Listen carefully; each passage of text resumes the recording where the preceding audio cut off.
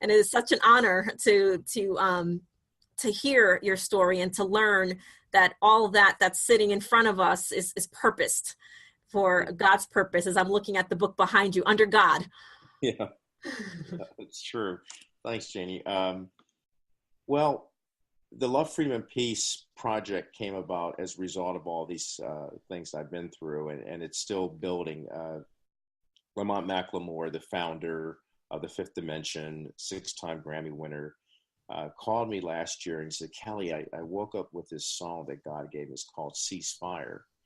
And it isn't ceasefire just relating to gun violence. It's ceasefire related to all sorts of violence, war, poverty, human trafficking, opioids, drugs, the whole gamut, and racism and the political divide. So Lamont said, can we do something together on this?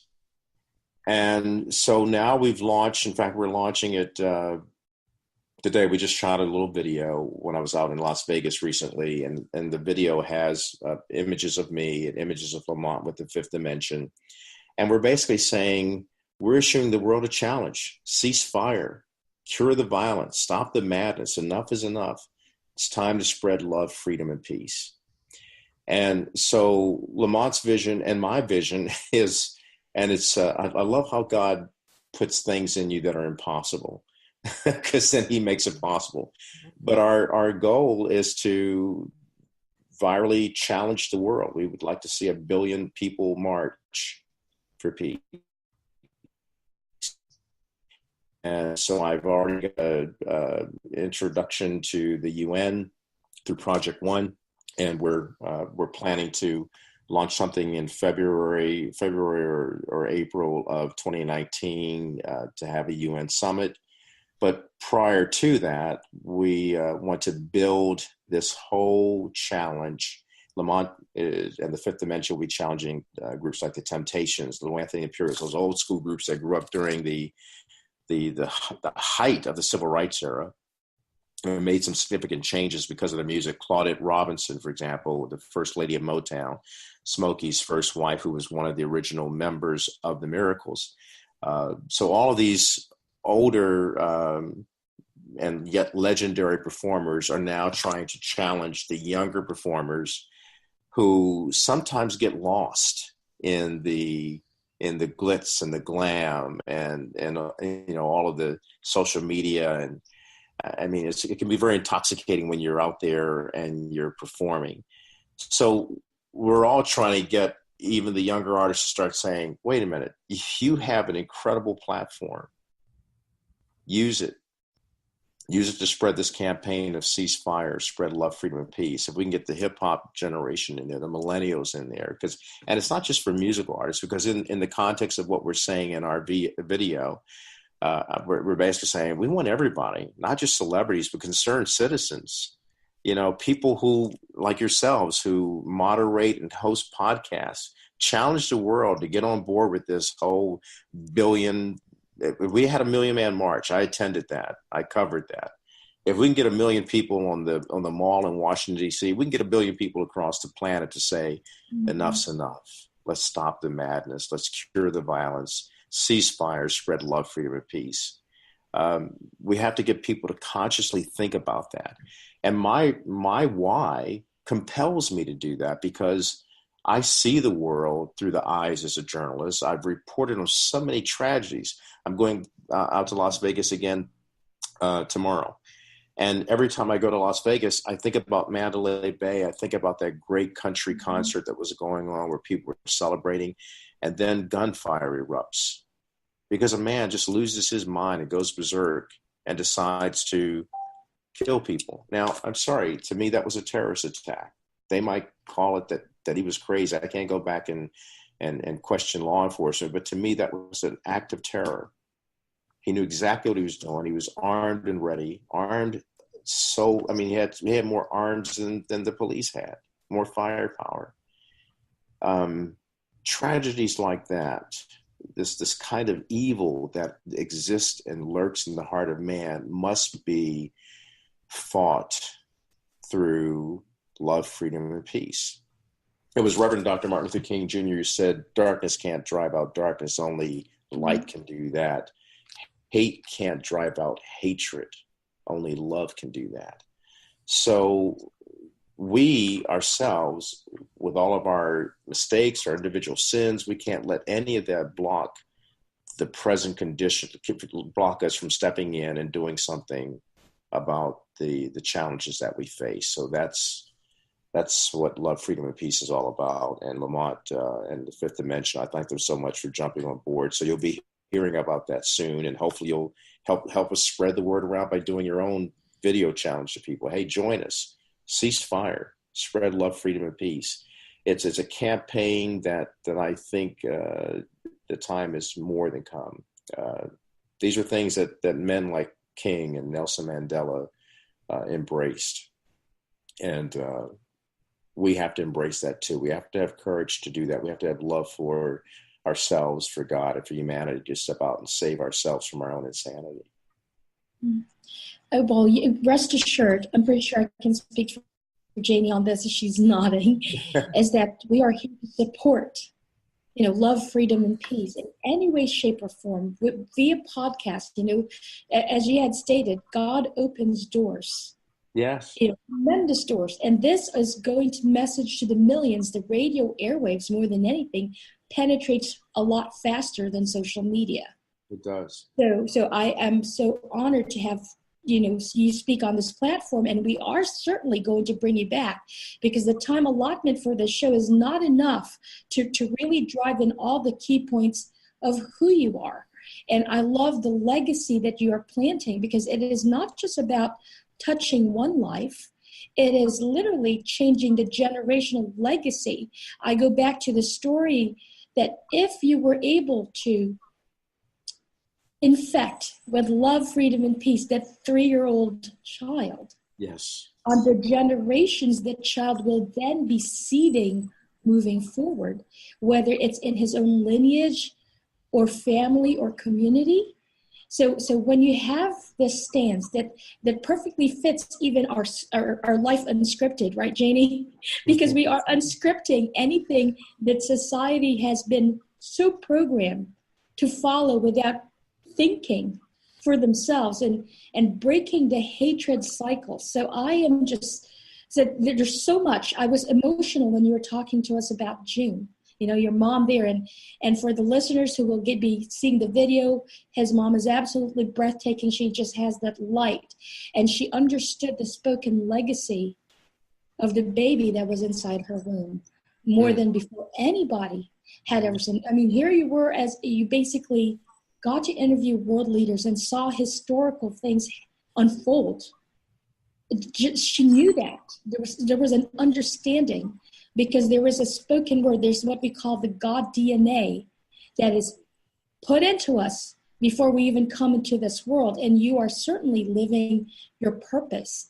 And I'm just in awe. I'm just in just honor and gratefulness that Janie and I are part of this and became a part of this and will continue to be a part of this, because the world does need that change. Yeah, thank you for that. Thank you for that support, Melody and Janie. I mean, it means a lot to me, because I can see that you grasp it. And, we've had some private conversations as well. And from the first time the three of us met there in Tampa, Florida, there was always something, there was a God connection there. And I like those kinds of connections, because that when God is up to something, it's always up to something good and great and marvelous. And I just appreciate you and Janie so much for inviting me to be on your podcast, Life Unscripted. And life is unscripted, but we also know that God writes the script. And so from chapter to chapter, the end result is that we end this life victoriously. And that's the beauty of all of this. So while we're talking about some very difficult things that are going on within the human context, God has his own perspective and God has his own plan. It reminds me of a song that I wrote called Take a Look Around. And I talk about all the bad things that are going on, but then I don't leave it there. The final verse basically says, take a look around. I tell you what I see. I see God coming back to save humanity. Take a look around. I tell you what I see. Christ stopping our insanity. So on my knees I pray, oh God, please show us the way. Let our peace abound. It's 11 o'clock. And then let us be able to find common ground through your love and your guidance. Oh, Lord, we need you. We don't need it's good that we have a president. We have to pray for the president. It's good that we have members of Congress. It's good that we have all these world leaders.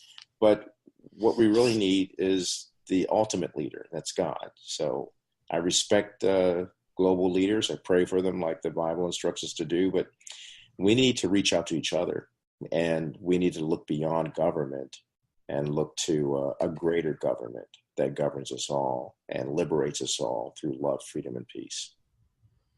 Wow, that is so true. And we need to rise. And as we end in the evening, to call out and say, yes, oh, we do need you. It's very, very simple if we kind of break it down. You know, we have just been so honored and humbled to have this conversation with you, and we'll be looking forward to continuing adding value and supporting your efforts for love and peace. You know, when we think about life unscripted, as you said, we also have a very scripted life if we tune into that. Yeah. When you think about the listeners who are introduced to you or who follow you or who are listening to this podcast, what would be your three main keys that you would want our audience to walk away with today as a result of your presence? Well, I going back to Melody's point about the 3-year-old being taught racial negative words and racial stereotypes, I would say the main thing that I would want people to walk away from is the greatness of a nation begins in the homes of its people.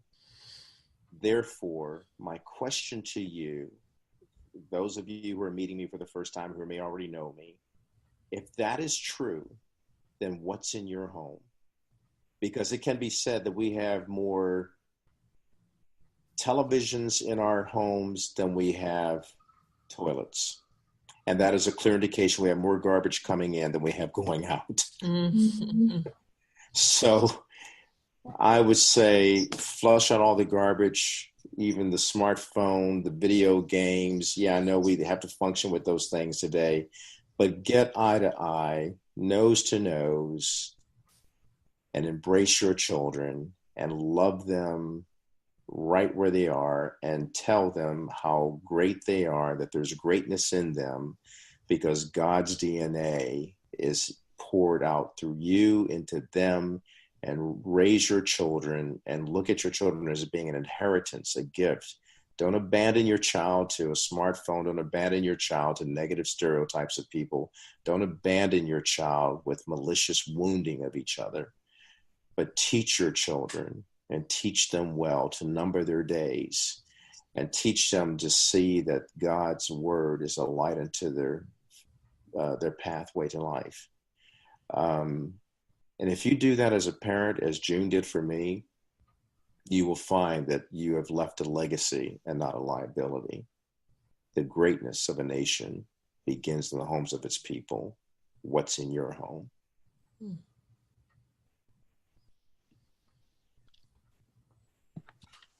To our audio listeners, you are actually going to get a treat of love, freedom, and peace because we are using some of Mr. Kelly Wright's music as our intro and outro.